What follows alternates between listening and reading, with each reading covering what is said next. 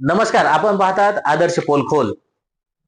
सध्या महाराष्ट्रामध्ये नव्हे तर पूर्ण देशामध्ये एक पार्टीची मोठी चर्चा होताना पाहायला मिळत आहे. कॉकरोच जनता पार्टी. आपण पाहायला गेलं तर सोशल मीडियावर प्रचंड अशी व्हायरल झालेली आहे. कॉकरोच जनता पार्टी. जवळपास आज त्याचे 13 मिलियन फॉलोअर्स झालेले आहेत.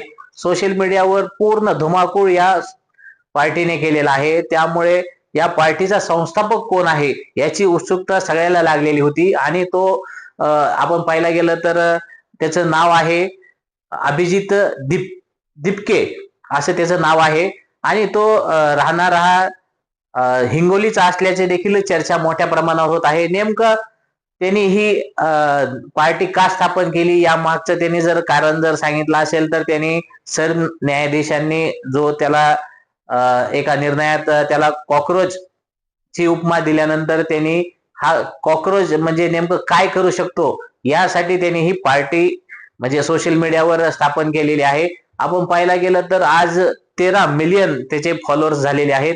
नेमकं आता हे सोशल मीडियावर ही जी पार्टी चालू आहे ती वास्तव्यास म्हणजे आपण जर पाहायला गेलं तर आता महाराष्ट्रात भाजप आणि नॅशनल काँग्रेस यांचे फॉलोअर्स जर पाहायला गेले तर ते कुठंतरी आता त्यांची बरोबरी केल्याचं चित्र देखील पाहायला मिळत आहे.